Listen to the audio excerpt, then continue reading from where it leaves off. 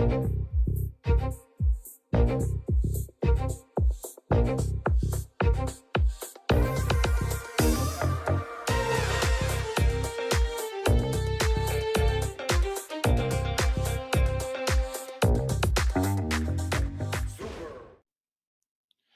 to Super Entrepreneurs Podcast. Today we have with us Gabe Galvez. Gabe Galvez is a career entrepreneur turned private equity investor. He successfully exited his first company at age 23, followed by a career in consulting and banking before starting a number of companies that service the private equity and investment banking industry. Now, rather than investing in specific asset class or industry, his firm Verde Holdings focuses on backing smart entrepreneurs in their own buy and build journeys. Beautiful.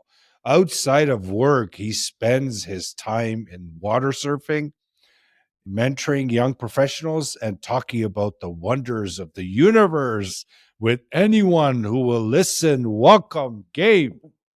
It's good to have. No, Good to have you. no Good to be problem. I'm glad to have you here, my friend. It also says that he is also known for his electric car collection. What's that about? here. That probably is a typo. Probably is eclectic car collection, I would imagine. Okay. But yeah, I've probably owned 90 cars in my driving career and keep a pretty interesting stable that usually runs the gamut from big military vehicles to supercars to some one-off interesting things. People in Southern California will have recognized me for driving some zany thing around on the highway that shouldn't be on the highway or whatever. Oh, that's awesome. Do you have any of the pictures with you? Do you have anything that you could show right now on Oh, for the sure. people on YouTube? For heck, let's see here. Yeah, let's see. I'm interested. Fairly recently, have you ever seen Porsche on 31-inch tires? Whoa. Yeah. That's Oh, so something that stands out is Gabe's. one-off, a lot of weird one-off builds. Last week, as a fun example, I was just surfing, having a good time, but I drove my 10,000-pound Unimog. Wow. And the list goes on. That's incredible. It's a lot of fun. That's a lot of fun. Definitely when I'm in California, I'm gonna send you a message. Oh, please do. I always love car people. Love me. I love car people. It's what I spend a little too much of my time doing. It seems like you have that time freedom, right? So tell us about this. What's this? Can you tell us more about the business? Yeah, the time freedom comes and goes. I know you lived through this, but the blessing and curse of entrepreneurship is that freedom, right? We're at our own whim to add value or to waste our time away or to create something or to wonder why we didn't. My time is split these days between a few companies that I was a founder of years and years ago, decades ago now, that I still play some role, and our investment vehicle, which we're raising our second fund right now, a $300-ish million raise to, as you said, back to smart entrepreneurs. Most of the time I spend working these days is really just talking to people and talking with people and trying to learn in my own regard so we can like me. Yeah, like you. Less of a cool platform, more of course, no. but Thank you. But the output for me now is really understanding if our viewers, if our team is just have the resources, the guidance, the inspiration, the room to be as successful as they can be. So on a day like today, I don't feel busy, but I'll talk all day to somebody about something, and hopefully some good things will come out of it. So tell us more about the smart entrepreneurs, backing smart entrepreneurs. What does that look like?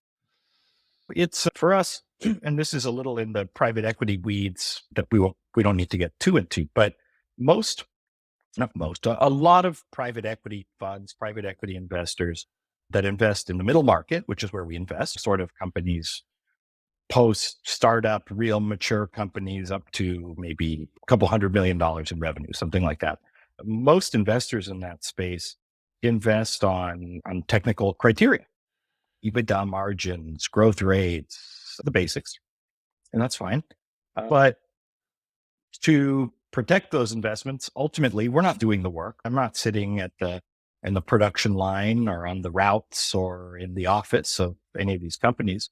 And often we forget this conversation about the great people that make all this technical business engineering applicable and turn into real value and job creation and returns for investors over time. So rather than finding good companies and then hoping to build good teams around the good companies we find, which can be challenging, particularly for like time constraint, logistical reasons, right? Shahid and I find a company, we go, man, this thing is great, but Gabe's not going to run it. Shahid's not going to run it.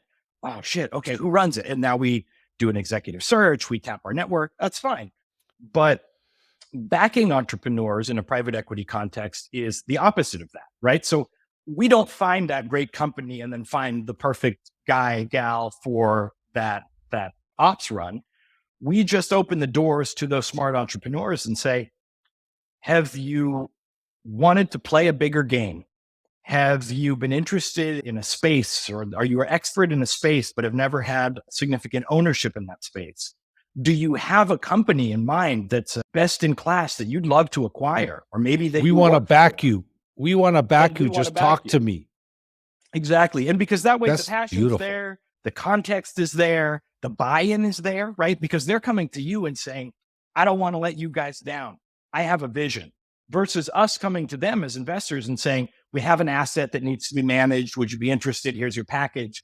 The outcomes are actually pretty different between those two conversations. So we focus solely on the people side of the business and have curated and identified a few thus far great entrepreneurs who we call operating partners, who we pledge capital to, and they go out and most commonly work through a buy and build strategy of acquiring companies and creating value through some scale. And then at exit, they win alongside us rather than just being a totally siloed hired gun.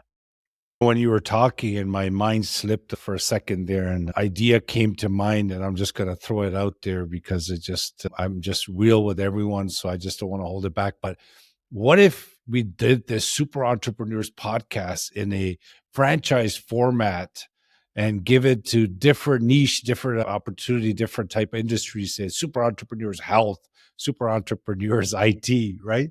Franchise it out. Hey, I think there's a real argument for specialization in whatever space you're in, right? I always tell, especially young people, like done a little bit of teaching and whatnot, and they always ask these big, wonderful questions. And very often my answers get distilled into just become an expert in anything. I don't care if the wheels on the bottom of my chair, how this desk is made, whatever, because that can be marketable.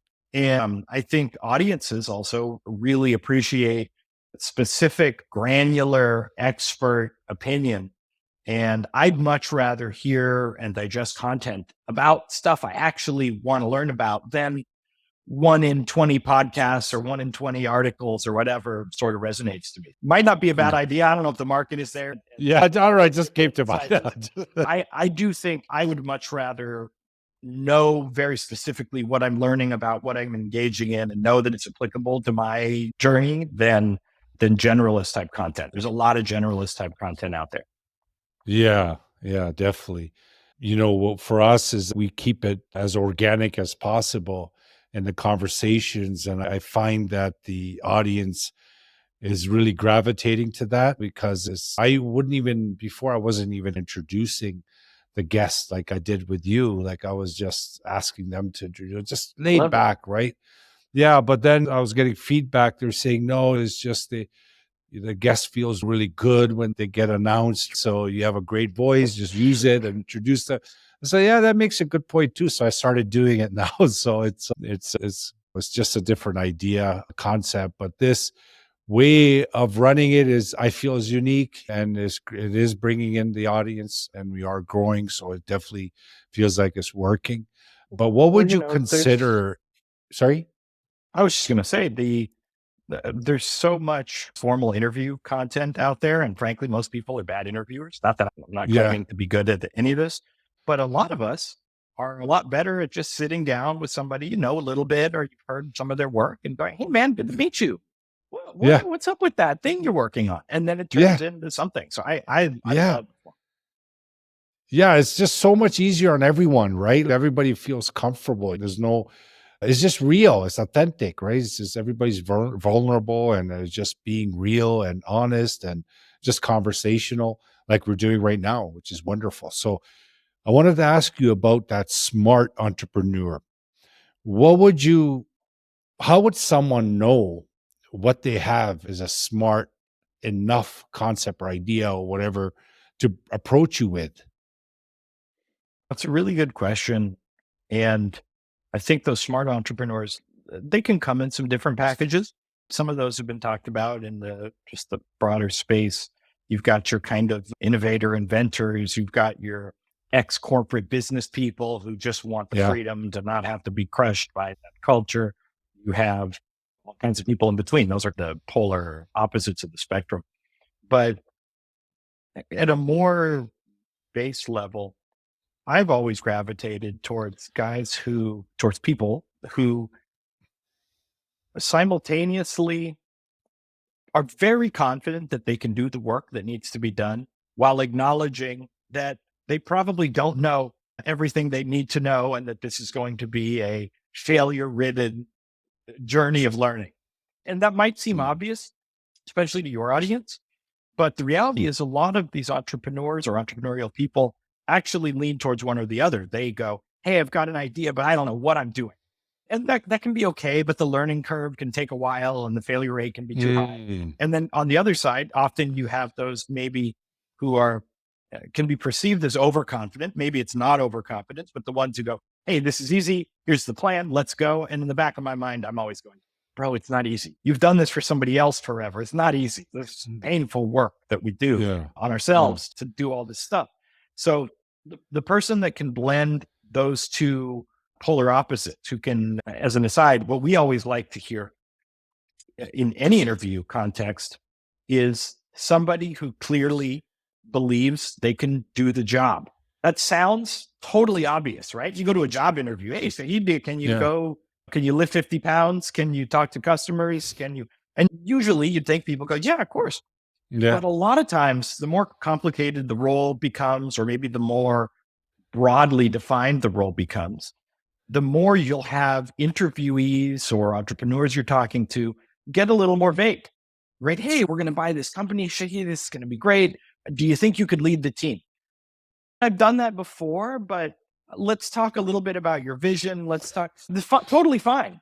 But what we Yeah. want is the person who, and in fact, our last operating partner we hired in about a year and a half ago or so, we had a phone call. We'd already a friendly relationship. We finally offered him the job and said, "Can you do this very specific thing? Be the CEO of this commercial property services company that we're building." And he, without hesitation, said, "Tell me where you want to go. I can take the company there." Followed by, "I don't know what our budgets are going to look like. I don't know what our resources are going to look like, but I have some shape of my own process to get us there." So a nice balancing between acknowledging the unknown, acknowledging this Yeah. process of lifelong learning, Learning new. but also a confidence of the core skill set to say, "Yeah, you want me to run a company that does this thing?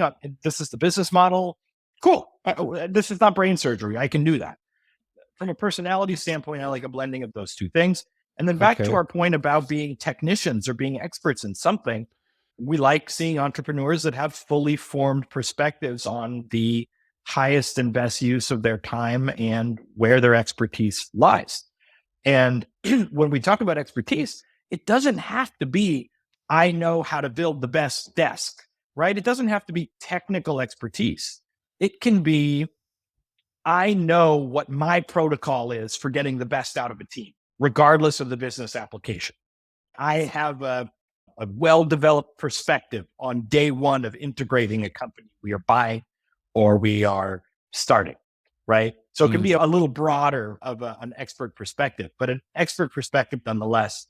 A peppering of those things is really the key. We tend to skew away from inventors, innovators. We really tend to focus on people first initiatives with a technical undertone. And I think if you're an entrepreneur with that mix, you're going to likely go far. And if you're not, there's probably an opportunity to take a step away from product development exclusively, or a step away from business development exclusively, and work towards developing more of a professional ethos as a manager, as a CEO, that can be applied to a number of different business units, not just I grew Like this that. company, but I grow companies because of Yeah. this skill set and this perspective, this protocol, which has been proven and tested and I'm comfortable with and believe is the best path forward. Yeah. So you must have a database of people that you can bring on in a project, correct? Yeah, we've got a good network. I'm always surprised at the reach of our network because I'm not like a big networking guy. I stay home, Yeah. work remote, and But I'm not that out there. But but our network is pretty strong and it certainly matters. And you can, of course, use in our space, there's a lot of, there are some good like recruiting and network resources specifically for entrepreneurial executives who want to work for private equity. It's a very specific sort of channel that can be worked mm, within. But all of our most recent operating partners that we've worked with or still work with are basically, I don't want to say friends, and not it's not an inside buddy thing, but are yeah. people who they're people who we knew though from the You community, trust and from rely on. totally. And they're people Yeah. who usually come Big. to us and say, "Hey, this looks cool. I'm doing this thing over here. I worked for this other group, or I ran this other company, or whatever. How can we collaborate?" And it's usually really organic. Got it. Nobody's So pitching if us on anything. No, it's got just it. like this. It's conversations. Yeah. And if anybody from the audience wanted to get involved, they could just you would meet with them, I assume. Yeah, we're always looking for those diamond in the rough Good. talents. They don't need to be fully developed necessarily. Good, good. I don't consider myself fully developed in that capacity at all, although I Me try to learn a either. little bit every day. Every day. But we keep a pretty low profile, Got but it. our portfolio companies, namely CapTarget, which I'm still the CEO of, which is a service provider in the investment banking and private equity space, is pretty visible. Anybody can Google me. You probably find my cell phone number. You'll see a lot of CapTarget email impressions, maybe some of our Verde stuff out there as well. But I would encourage folks that if you can find me, which is not that hard, and you want to have a frank discussion about either how to do this or if you could be beneficial to groups like ours, to go for it. Try to figure it out. Got Get it. a hold of me. Let's have a Good. conversation. Like I said to you initially, we just Yeah. spend all day chatting to people. I'm I interested love in it. that. Yeah, I love that, Gabe. So what was your biggest success and what did you learn from it that you have utilized in other projects? The success one is tricky. Depends on how you define it. And I think we all tend to gravitate towards financial goals, which is fine, right? Live and die by financial goals, certainly. So there might be two answers. There's those financial Sure. goal answers, those days where you make millions of dollars in a day, right? Culmination of years of work, but you have those instances of big wins, right? In this deal space, it's a big ebb and flow. So you work really hard for nothing. And then one day somebody gives you millions of dollars and it feels free in that one moment. Yeah. Somebody just gave me all this money. Of course, that's not Yeah. the case, but those moments are always, they always stick out. The first company you sell as a founder, the first deal you do as a banker, as an investor, the first client you get, that first startup that you did all by yourself with no funding. And that first, in our case, $4,000 check that came from a client that we took to the bank because we didn't have a bank account yet and said, I'd like to Mm, open a bank account. I have a check in this name of this company that nobody's ever heard of. So yeah. those always stand out. But then I think there's more of the entrepreneurial development side that I think are smaller successes that we should recognize more often. I swear this was maybe a year ago, maybe a little more. And this might be me being hard on myself, but I ran my first like effective meeting a year ago. Swear to God. I don't know what I've been doing for the last 15 years. They must have just been terrible meetings, putting people to sleep and decks and whatever. I had one meeting last year that I walked away from and was like, okay, that was an effective use Awesome. of people's time. Yeah. So those little wins always stand out. A good meeting here and there, some technical proficiency in some of the things we do. But the point of the long answer to your short question is we should probably celebrate all these little successes more often, because Yeah. this entrepreneurial endeavor, we tend to focus on founding, exit, maybe a Yeah. cap raise, whatever. And there's a lot more to winning than selling your company. I've sold Yeah. my company and totally lost at the same time, right? Yeah. It wasn't a win for me at So, all. and Gabe, it's like success is like a progressive realization of your ideal goal, right? It's something that Totally. you just you want to have, right? And this, you just go every day about it to get as close as you can, and you work and you progress and you learn and you advance and you build upon each day. So that's beautifully said. Thank you so much, I, Gabe. I had What? just a fun anecdote, but Yeah, somebody else asked me this question at a team meeting over a holiday party that we were having. And yeah, one of the more junior people asked me about that. And I shared some response. It's not important for this little story. But then I went around the people sitting around the fire and said, tell me about yours. Do you feel that you're successful? And if not, what'll it take? And this one young woman, I think she's only been in the US a handful of years. We have a lot of first gen immigrant team. My parents are immigrants. We really try to support that environment. And she said, I don't think I've met my financial goals yet. I'm still building my career. But in her country, she's from Vietnam, she goes, but in yeah. Vietnam, we lived up in the mountains and it was very cold in the winter. And every year, all winter, I'd have to chop wood. And now we're sitting next to this fire. This party was in my home. We have a big 20-foot wide fire, gas fire. Oh, I It's, love fires, thing. man. That's And awesome. and she goes, now I'm sitting here and we have this fire and I didn't have to chop any of the wood. And it was like the biggest success for her in that moment. And she said, she's a really thoughtful Mm, woman. She said, so in a lot of ways, I make it 10 times a day. We just made it. We're sitting by a fire yeah, that doesn't need me to yeah. chop wood. And I tried to take some little piece of that kind of perspective with me Beautiful when we way to talk live. about success. Yeah, no, it's great. What do you feel your innermost superpower is that got you to this point, Gabe? Stubbornness, stupidity, whatever you want to call it. There's a real element in the broader entrepreneurial game of just the audacity to show up and keep doing the thing and telling people you're good at it until you're good at it. No, it's good. And my team are pretty relentless in saying, hey, look, somebody's going to do this. Why can't it be us? What would it take to be Us. us? And Like it. how do we get comfortable and confident with saying it will be us? The rest can be learned, and not everybody wins at the game. But if you have a realistic Learned or perspective of hired. what success is, yeah, learned or Yeah. hired, totally. Yeah, that's a whole other conversation, but learned or hired.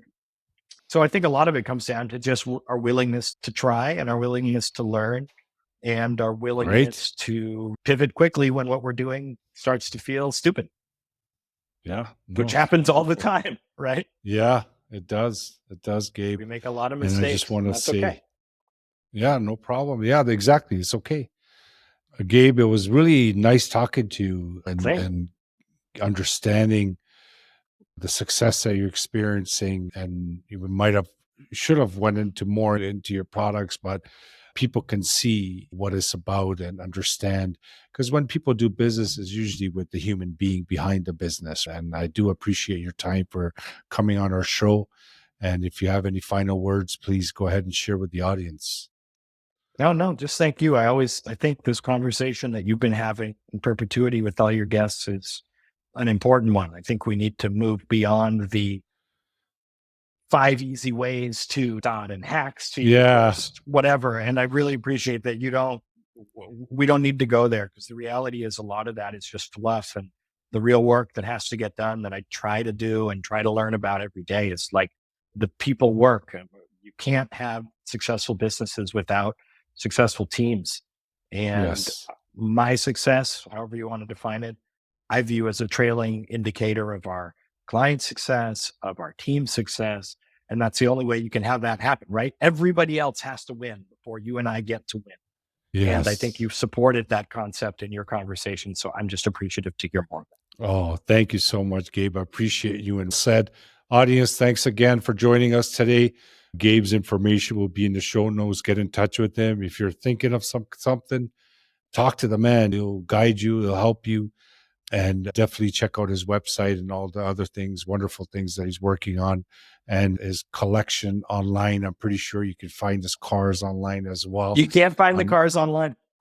I have No? no social media footprint outside of some LinkedIn that somebody else manages. I do it Okay. for the Well, I'll clicks. give you guys, you need to go to California, look Yep. for Gabe and see his collection. So thanks again, everyone, for joining us. Thank you for helping us grow the show. And again, Gabe, thank you so much for taking the time today. For sure.